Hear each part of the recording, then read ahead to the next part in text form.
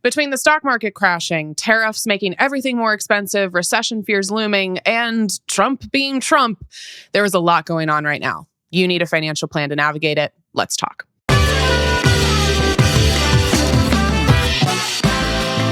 Hi, everyone. My name is Tori. I am a money expert. I am a multimillionaire, and I am the founder of Her First 100K, which is a money and career platform for women. I believe I was put on this earth to fight for your financial rights. I am thrilled to see you, as always. If you're an oldie but a goodie, thank you for joining. And this is a great first episode to be an introduction to this show. We talk about how money affects women differently. We give you actionable resources to better your money. And our whole approach is empathetic, non-judgmental, and feminist. And we appreciate you being here, and we appreciate you sticking around. Right off the top, before we get into the rest of today's episode, I did a free mini workshop. I literally hopped on a Loom and I recorded it really quickly. It is called the Don't Panic Plan, your 3-step plan to financial security, even as the world's burning. Yes, that is the official title. You can go to herfirst100k.com/don't, DONT, -panic, herfirst100k.com/don't -panic. And we will also put the link down below in our show notes. It is a free mini workshop, about 20-ish minutes, that is going to help you immediately have a plan to go into the unknown of the next couple months, knowing what you're supposed to do with having that plan. So please take that free resource. It's available to you. I'm just going to tell you, this is an episode to share. And yeah, that is self-promotional, but it's deeper than that. Right now, a lot of people are making a lot of bad financial decisions purely because they don't have the necessary education they need. During a really emotional time, it's very difficult to understand what sort of decisions do I need to be making. And this is one of those episodes I need you to share with your friends, with your family, with your coworkers on social media, because I don't want people making uneducated financial choices because they don't know the do's and don'ts right now. And as much as I would love to get on here and talk about the White Lotus season finale, because I have thoughts, mainly it was predictable for the first time ever, we can't do that today because there's a lot of other things going on. We're going to split this episode into 4-ish parts. The first part is just acknowledging everything that's going on from an emotional standpoint and also giving you the information you need to know. The second, we're going to talk about tariffs. What are they? What impact are they going to have? And should you be buying more stuff right now? Hint, the answer is no. And third, recession. Fourth, stock market. And then I'm going to round out with some final thoughts. I'm going to pack a lot into this episode because we get so many questions around economic volatility, around craziness in these moments. And I want to be able to answer most, if not all, of your questions. However, please know, I am recording this Monday, April 7th at 9 a.m. Pacific time. And the reason I'm giving you a timestamp is because Trump is moment to moment at this point. Things change, things update. We'll talk about this, but I would not be surprised if suddenly the tariffs just either go away or get delayed because he realizes they're vastly unpopular and then tries to take credit for the stock market rebounding. So that's when I'm recording it. Things might change, but the information in this episode will not. And that's my first point before we do anything else. If you have been following Financial Feminist, this show, if you have read my book, Financial Feminist, if you've been following me on Instagram, if you have been actually doing the things we have been teaching for literal years, you are actually in a very good financial spot right now. Nothing changes about my financial advice if the economy is good or if the economy is bad, if the stock market is performing well or underperforming, if we're in a recession or not. My advice is still the same, which is emergency funds and paying off your debt and diversifying your income and continually investing. So if you've been following us for a while, if you've been doing all of the things we've been telling you to do for years, you're actually in a really good financial spot right now. But I know this feels scary. This feels terrifying. This feels so outside of our control, so overwhelming. I was literally talking to my partner about this last week. I'm not immune to this, right? I have millions of dollars in the stock market. I am an emotional being just like everybody else.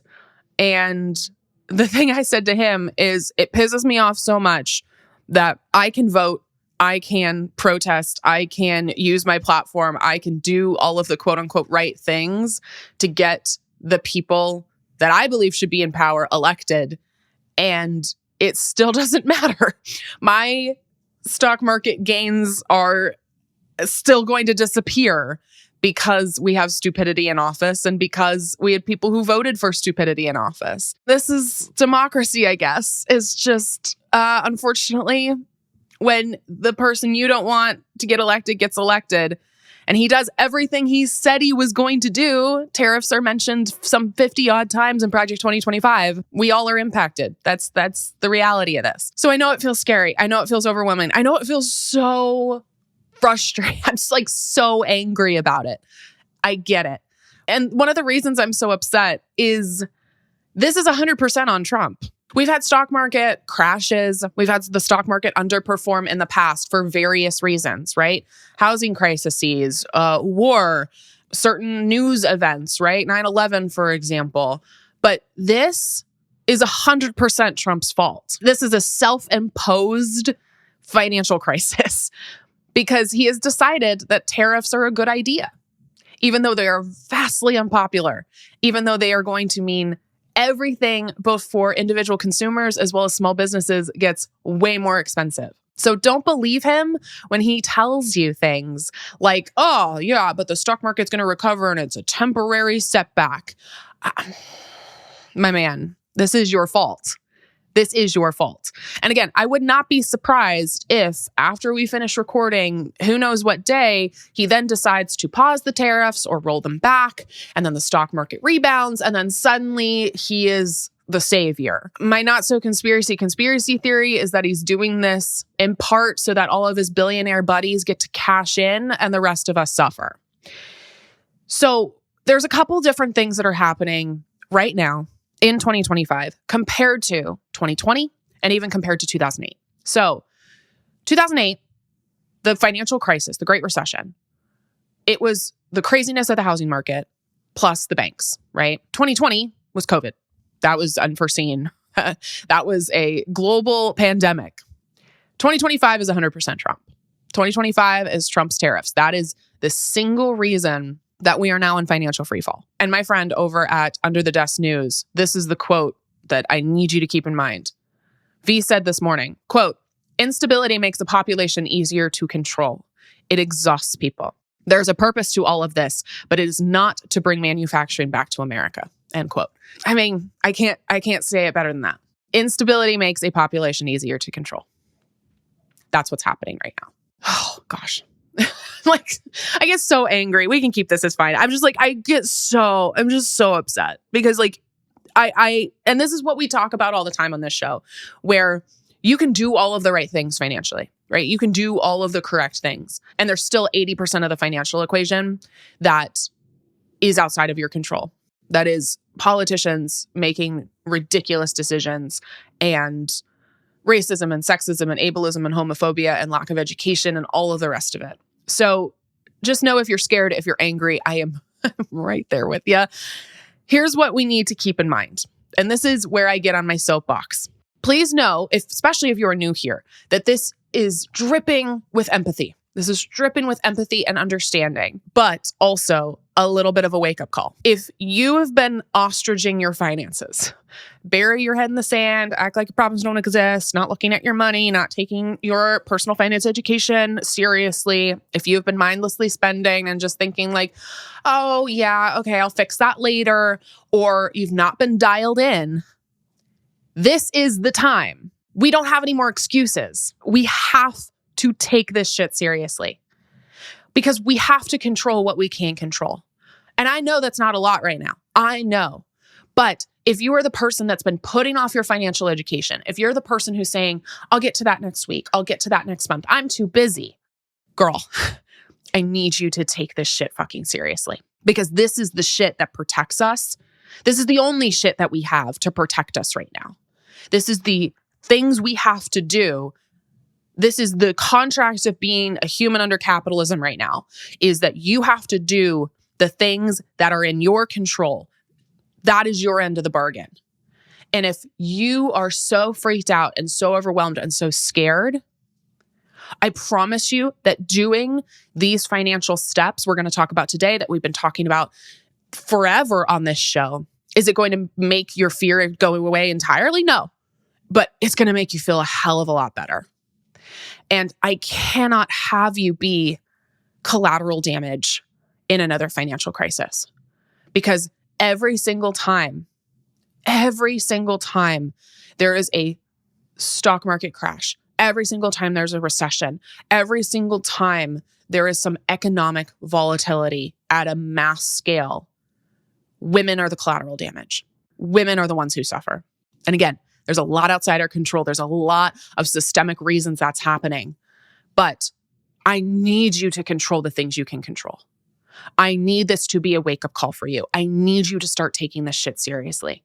So whether that's continuing to listen to this show, other shows, reading my book, reading other financial education books, looking at your money, even if it feels scary, that's what I need you doing right now. While we're in an economic crisis that feels so acute and so scary, I promise you that taking strides to be better with money, to have control over your money rather than letting money and all of the craziness control you, that is going to help you sleep better at night. It's not a perfect solution, but it is a damn good start. Please take your financial education seriously. You need to be well informed right now about what not to do, what to keep in mind as we navigate this season of uncertainty.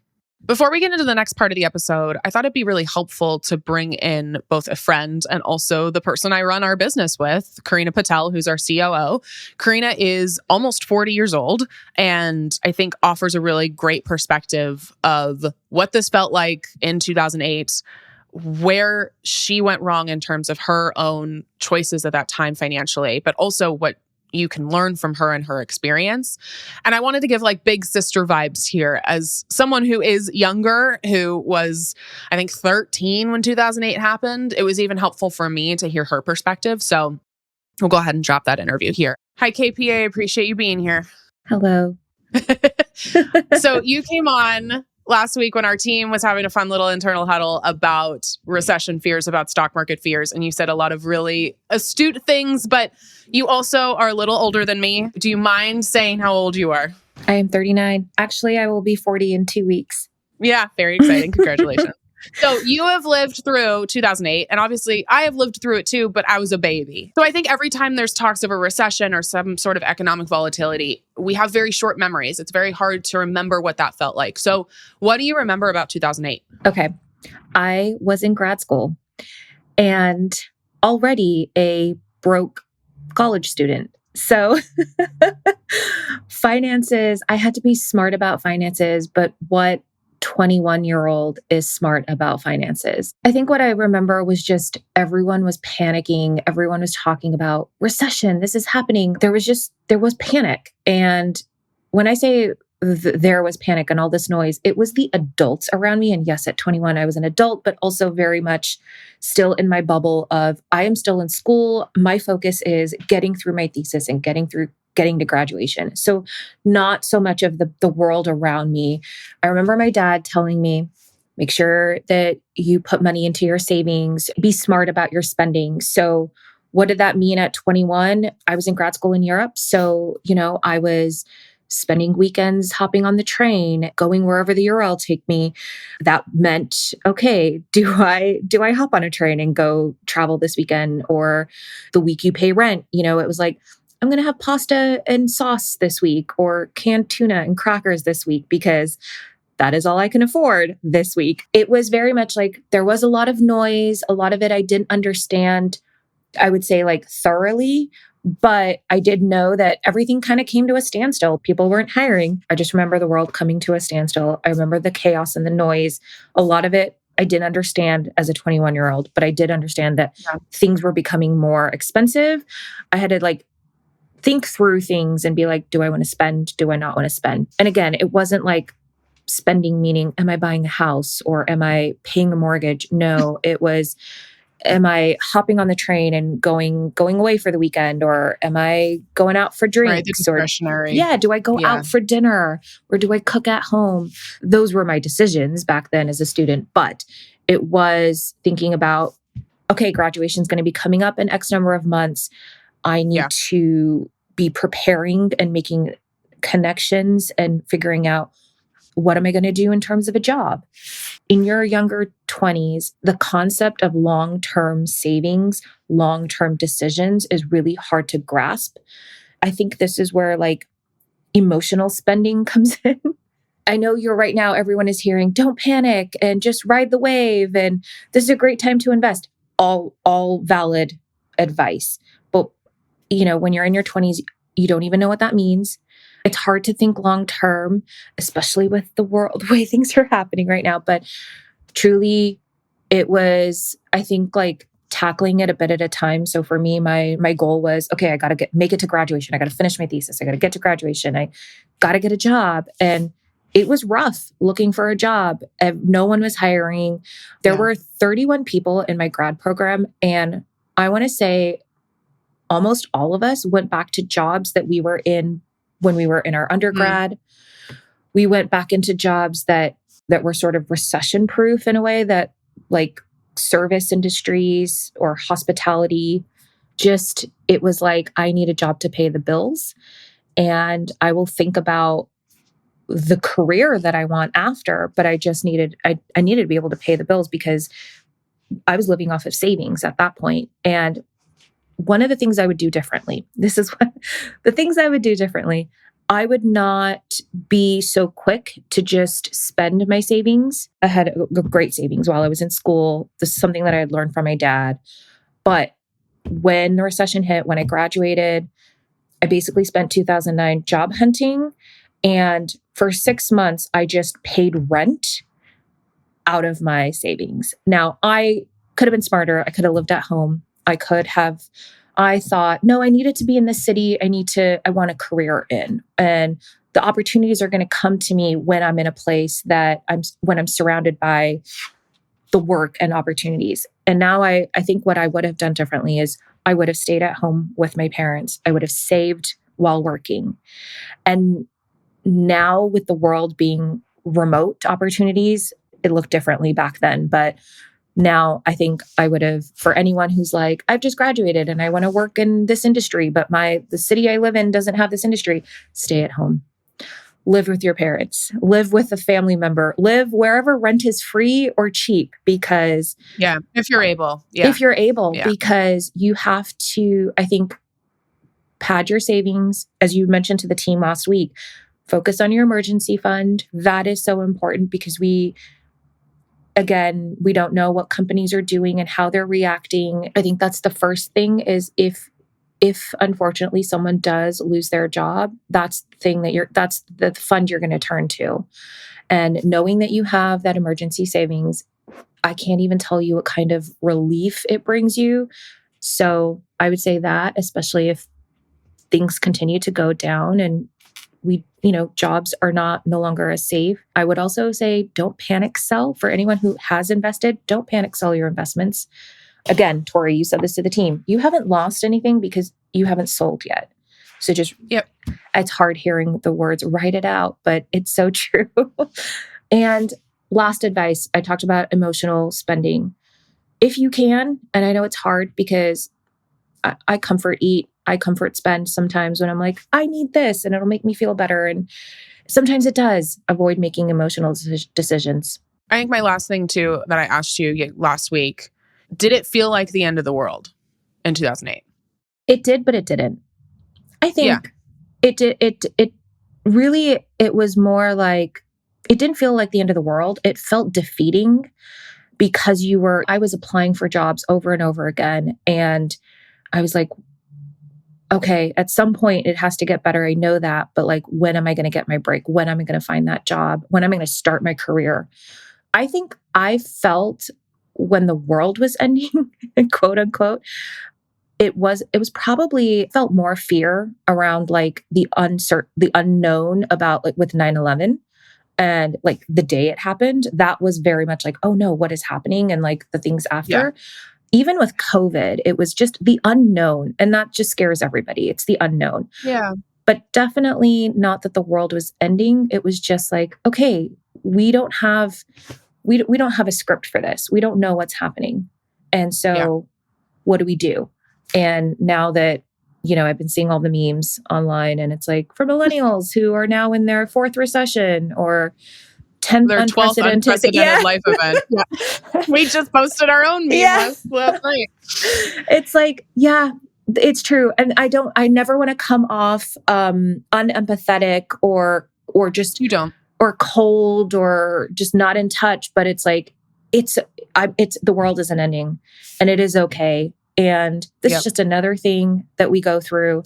And some good things do come out of this, And so if someone is able to invest. And like you said, Tori, I think you even posted this the other day. I was like, if it's $10 or $100, invest if you can. And if that isn't something that's feasible or doable right now, that's okay. Put it into a savings account, high yield savings. Savings is the one thing that honestly got me through and didn't make me panic as much. There's some people who are going to be listening who are not in their early 20s. There's going to be some people who are, which is so helpful. But everything you just said can be applied regardless of where you're at, which is like diversify your income. Think, start networking because you don't know if your job is going to be safe. Start thinking about what is the next step in my career. And if I do have to take a job that is quote unquote under my education level, but it's going to pay the bills, we got to remove our ego from that. And like, that's a necessary step.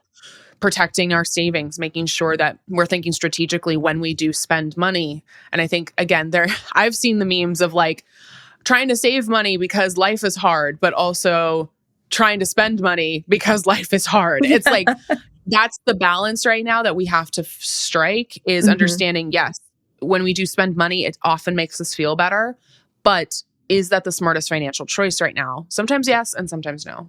Yeah, I think about lockdown during COVID. And honestly, when I talk about emotional spending, for me, a pint of salt and straw got me through the week. Thank you, KP. That was great. Thank you. So let's talk about what you can do first in terms of decades. I'm going to give this to you in a kind of couple different ways, both by theme. So what to do during a recession, what to do to prep, what to do when the stock market's collapsing. But first, we're going to talk about what to do in terms of your age, the things to kind of keep in mind. If you are under 50 years old and you are expecting to retire at the normal age, which is 65, we are staying the course. That's it. We're staying the course. I'm doing this, right? I'm continuing to invest, but also if I do have some extra money, this is a great time to invest and actually invest more. Why? Well, because stocks are on sale right now. This is one of the ways I became a millionaire in 2020 is I was taking my entrepreneurship gains. I was making good money from being an entrepreneur in 2020, 2021. And then I was investing those gains at a time when the stock market was underperforming so that my investments could grow for me. If you are over 50, this is where it gets trickier. If you are over 50 and expecting to retire in 10-ish years or less, you need to talk to a financial advisor right now. This is one of the only times I'm going to recommend people actually seek out a financial advisor because you need to make sure that the vast majority of your portfolio is not invested in things that are riskier, like stocks or funds. You're looking to protect more of that money, right? The closer you get to retirement. I'm seeing a lot of people in my comments right now who are 50 plus and who are like, oh, what's going on with the stock market? How is it going to impact my retirement? My financial advisor.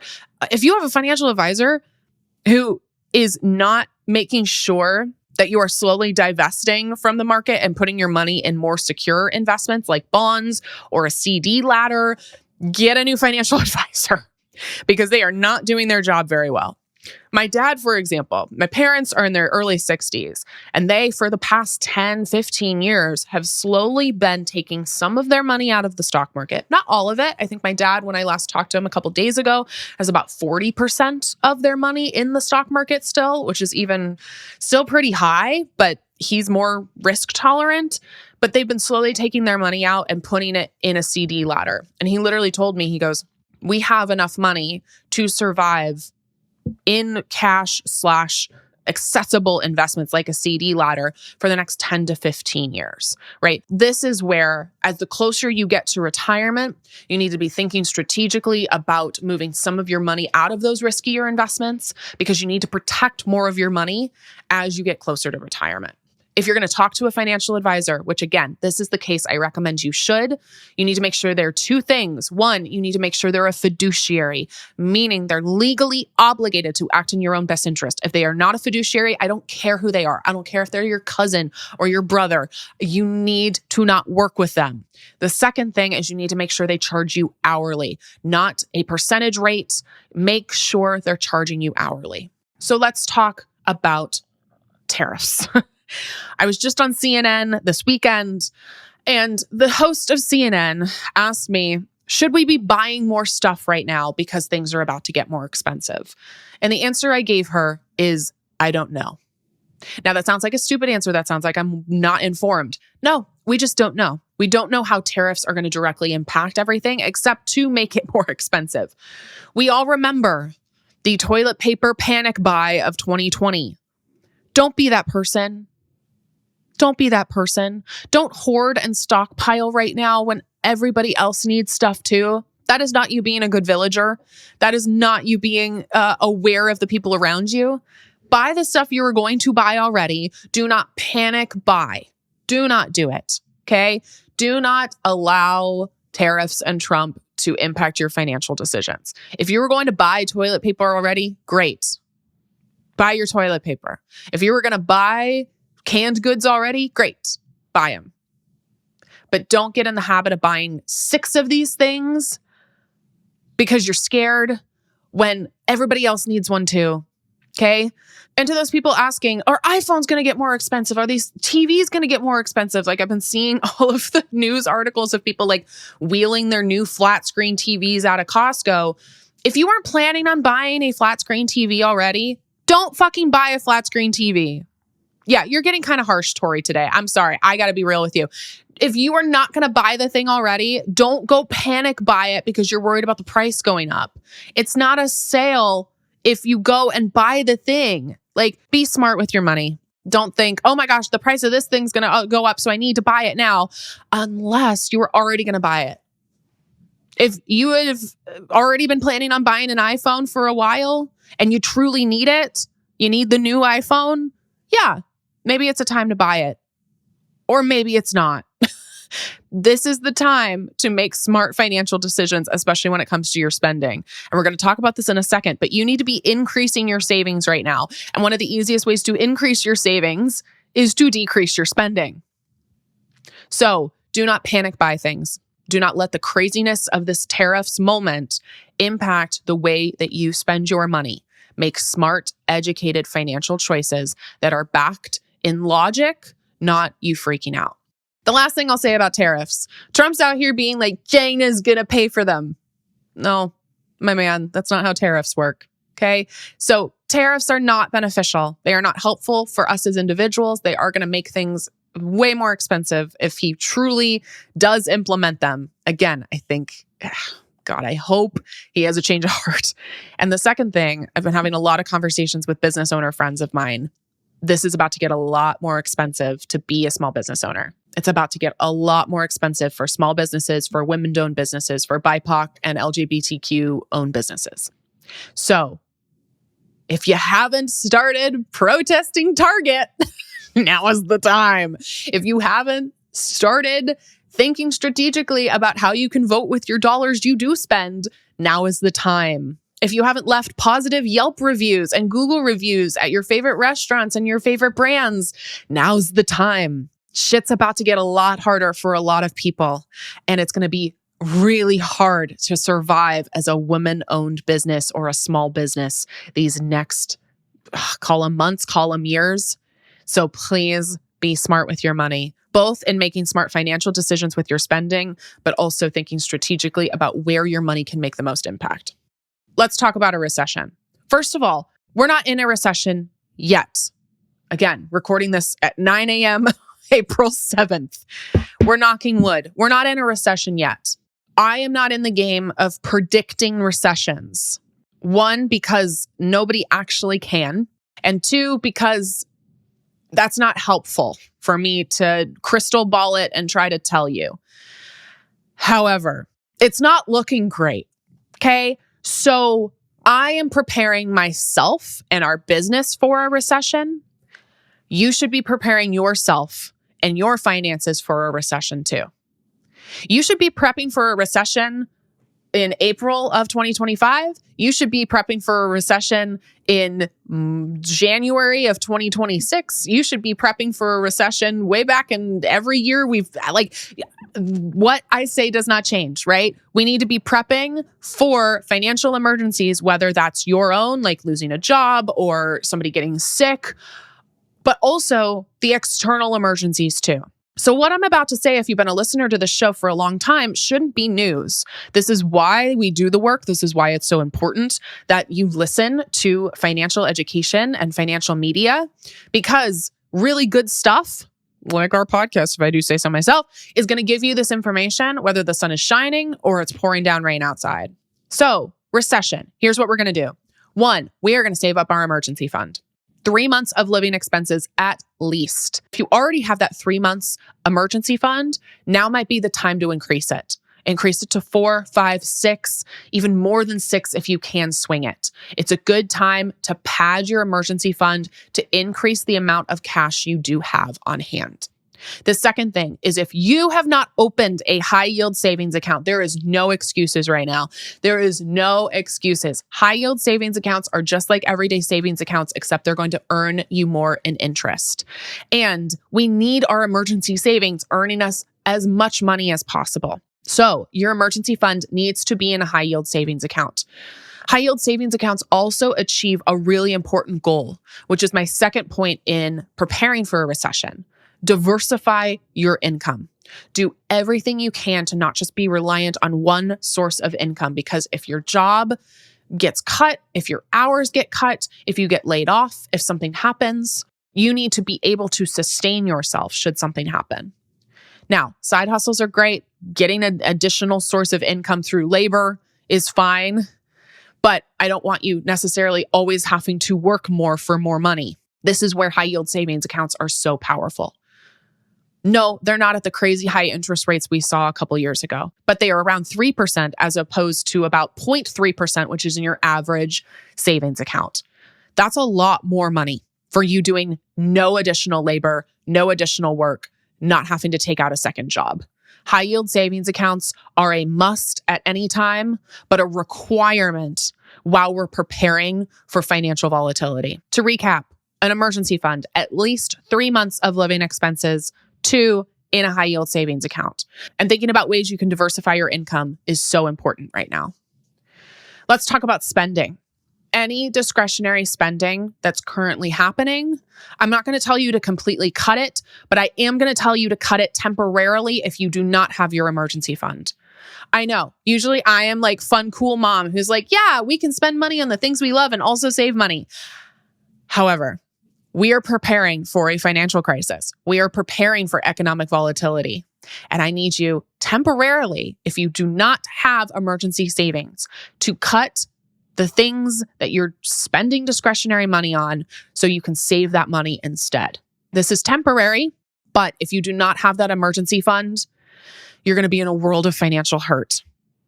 If, again, something happens to your job, if someone gets sick, if just the recession does get really, really bad, if we are thrust into the midst of it. So if you don't have that emergency fund, I need you to cut your discretionary spending, put that money towards that emergency fund in the high yield savings account. If you already have an emergency fund, this is the time to look at your spending through the lens of the things that no longer bring you joy, the things that feel mindless, the things that you can cut right now to hunker down a little bit. Okay. So this might be the streaming subscription that you don't really use anymore. Severance is over. There's no reason to have Apple TV anymore, everybody. I'm sorry. There's no reason. That might be something you cut, right? Thinking strategically about, when am I going out to eat versus when am I cooking at home? How am I using the produce that I already have before things go bad? We have an incredible episode that we've done previously with my friend Carly, who's a cookbook author and a food creator, to talk about how you can not only save money on groceries, but reuse a lot of the things that you would normally throw away. We're also thinking strategically about our emotional spending. Shit's hard right now. It's a lot easier to spend money to try to cope But the irony of doing that is that it puts you in a worse financial position. So that same dopamine hit you get by spending money, I want you to find that same dopamine hit with saving money. And yeah, it's the same thing that goes on in your brain. When you hit add to cart, when you decide, yeah, I'm going to spend this money, and it gives you that excitement that like, okay, I'm feeling really good about life. That same dopamine hit can happen when you save money too. And finally, let's talk about debt. If you have high interest debt, we're looking at credit card debt really is the only culprit here. After your emergency fund, after you've beefed that up, after you've opened that high yield savings account, it's really important to do everything we can to eliminate that debt. This potentially is a great time to get what's called a personal loan. We have the one we recommend. We will link it down below. You can also go to herfirst100k.com/tools. A personal loan is going to allow you to consolidate your credit card debt, especially if you have debt in more than one place and you've had a really hard time paying it off. We've talked about this on the show before, but personal loans allow you to have one singular payment that doesn't accrue interest every day. That's why credit cards feel so powerfully damaging, is that they're accruing interest on a day-to-day basis that compounds. Personal loans consolidated allow you to pay just one payment without the debt accruing every single day. So this is a potentially great time to look into that if you have credit card debt that currently feels beyond your control. So, reminder to prepare for a recession. We are looking at increasing our emergency savings or saving that emergency fund if we haven't already by cutting our discretionary spending temporarily. The second thing we're doing is making sure we have a high yield savings account. That high yield savings account is not only going to bolster our savings, it's also going to allow us to diversify our income. Third thing is we're going to think strategically about our spending. We are cutting anything that is not actually giving us value to our lives. And again, we are cutting our discretionary spending completely, temporarily, but completely if we don't have that emergency fund saved. And finally, paying off our debt, thinking strategically, especially about our credit card debt, using tools potentially like a personal loan, but eliminating that debt after our emergency fund is saved. Let's talk about the stock market. I've talked about this on Instagram quite a lot. We also have a free masterclass, herfirst100k.com/secrets. It's called Stock Market Secrets. It gives you all of the secrets of the stock market, but I just recorded one. So it's all about what's going on right now. It gives you some really good information to navigate all of the financial craziness. So please, after this episode, it's a free resource. It's a free masterclass, herfirst100k.com/secrets. It gives you everything you need to know right now. The TLDR on the stock market. Again, we talked about this before. If you're under 50, really, if you are not nearing retirement anytime soon, you are staying the course. I know it's terrifying. I know it's scary. I will go on mic and say this. My investments have lost over $500,000 in value the past 4 days. Like, that's crazy. That's crazy. That feels so scary and terrifying. So please know that when I tell you to stay the course, I'm also having to remind myself to stay the course. But every single financial dip in previous years has seen not only a full recovery, but an increase in the stock market gains. And a reminder that this dip that we're currently experiencing, again, as of 10 a.m. on Monday, April 7th, this dip is just now about where we were at in 2021, 2022. So the dip is from an all-time high. The stock market has been climbing since 2021 and has not really had a correction since then. So while the media will make you feel so scared and terrified right now about everything that's going on, please know that they're in this for clicks. They're in this to get ad revenue. When they have a headline that's like Dow Jones drops all-time low, I'm not saying sometimes it's not true, but they're using inflammatory language, okay? So I'm trying to ground this in reality for you. Does it feel scary? Absolutely. Is the stock market underperforming? Yeah, to put it lightly. But it's because we've seen such incredible gains over the past couple of years. Now, if you do have money to invest, now's a great time to get in, even if it's just $10, $50, $100, maybe more than that. But don't feel an additional sense of panic to buy the dip if you don't have the money to. You should not be buying the dip and taking advantage of stocks on sale right now unless you have an emergency fund, unless you don't have high interest debt like credit card debt. There's things that we have to do to protect our financial house before we can take advantage of these opportunities. And I said this before, but I'll say it again. The last stock market downturn, which happened in 2020, that's the thing that made me a millionaire. I was making a lot of money in the business. The business was really lean back then. I was able to invest a lot, and I was able to get in at a really good time. And regardless of whether the stock market's underperforming or overperforming, I'm going to tell you to invest. I'm going to tell you that every day you wait to invest loses you money. But if your money's in the market right now and you feel so panicked, a reminder that you have not lost or gained money unless you choose to sell. What does that mean? If I bought a house and after owning that house for 5 years, Zillow tells me it's worth $50,000 more, great. I don't have $50,000 more though, unless I choose to sell the house. It's an asset. The asset goes up in value and goes down in value. It's just the same thing with the stock market. So when you hear people say, I lost so much money today, even me, right? Oh, okay. The market, that's why I said market value specifically, not I lost, $500,000, because I only actualize those losses if I choose to sell. And I heard this great quote the other day, and I need you to keep it in mind. The only person that gets hurt on a roller coaster is the person who tries to get off. I'm going to say that again. The only person who gets hurt riding a roller coaster is the person who tries to get off. Okay? So we're staying the course. I know it's scary. I know it's terrifying. This is why I did that masterclass for you. This is why those resources exist.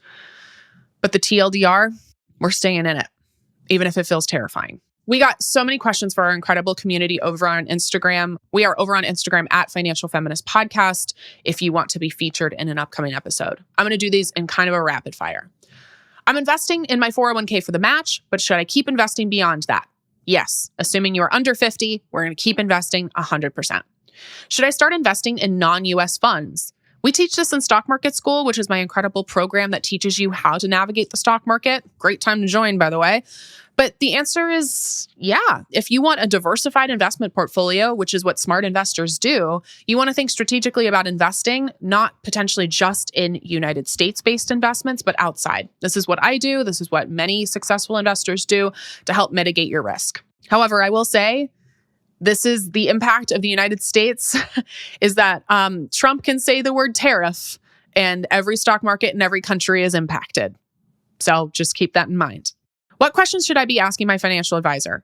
Great. First, are they a fiduciary? And two, how do you get paid? Those are the first two questions. And if they don't say, yes, I'm a fiduciary, or I get paid by the hour, it's time to get a new financial advisor. But assuming they passed the test, we're going to ask them a couple questions. One, are you doing anything to change my portfolio because of what's happening right now? And if so, how are you making those choices?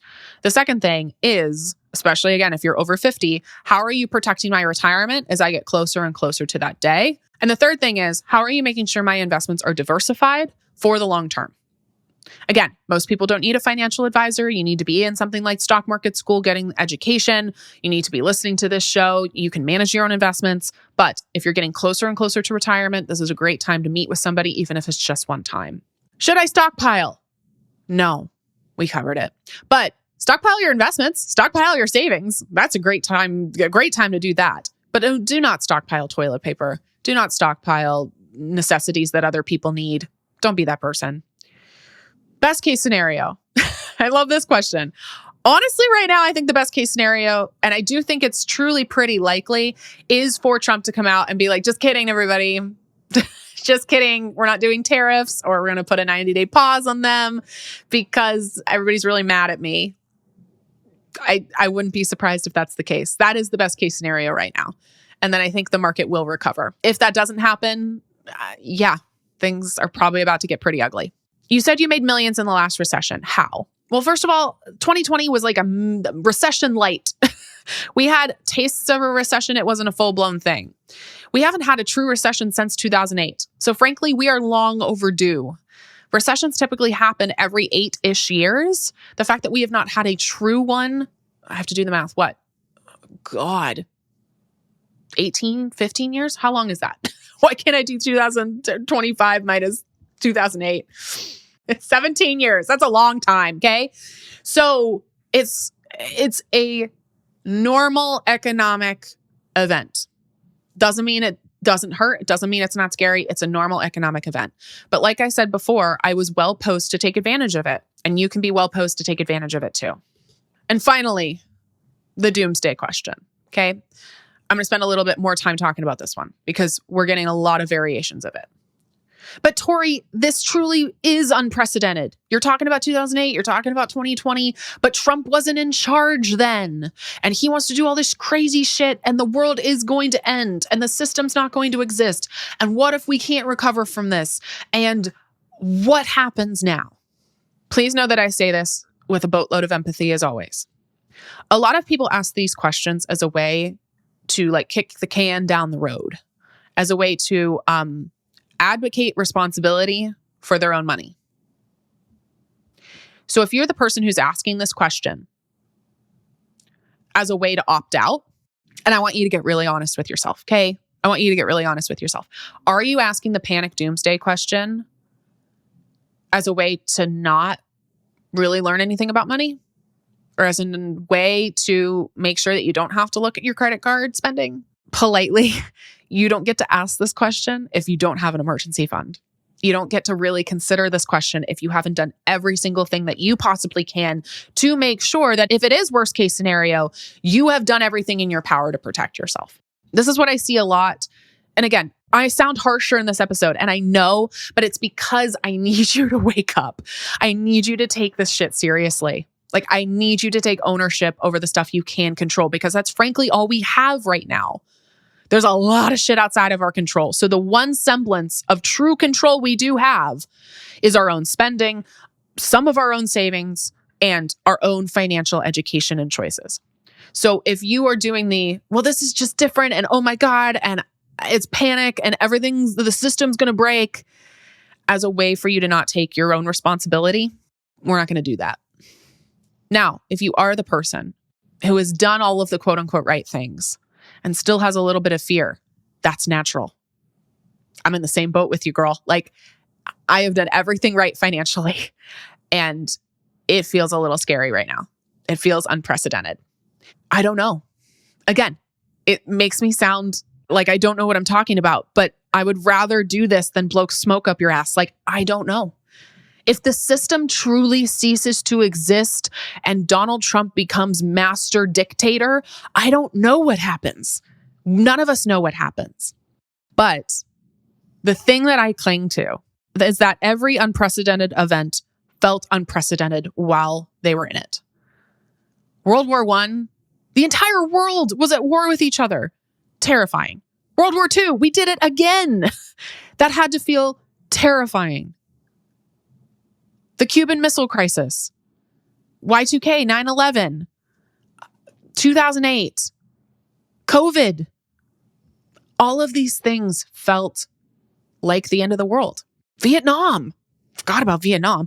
All of these things felt like the end of the world. They felt like some part of what we knew was dying, and we got through it. That's what I have to cling to at this point. That's what I have to keep in mind is like, if we survived an all-out war on each other, then maybe we can survive this. And I think that optimism and hope and strategic, logical thinking right now are the way that we make smart decisions, are the ways that we help protect ourselves from the very panic that Trump wants. I'm going to read V's quote again because it's a great way to round out this episode. Quote, "Instability makes a population easier to control. It exhausts people." I need you well fed. I need you well rested. I need you well shored up financially for whatever is in store. Yeah, it's probably pretty unpredictable. It's probably pretty unprecedented. But wouldn't you rather go into an unprecedented event having taken all of the steps that you can to feel financially secure? And let's say we get through this, which we're likely to. You're in a better financial spot. You continued investing. You made sure you had that high yield savings account. You made sure to have that emergency fund.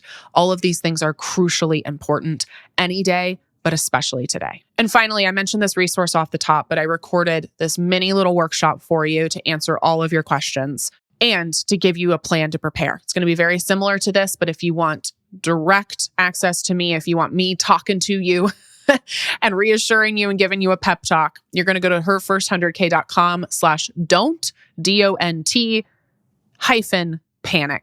So that's herfirst100k.com/don't-panic. Please share this episode with other people. Please share this episode with the people who need it most in your life. We appreciate you supporting the show. We appreciate you supporting feminist media always, but especially today. Stay the course. We'll be here with all of the updates you need. We'll talk to you soon.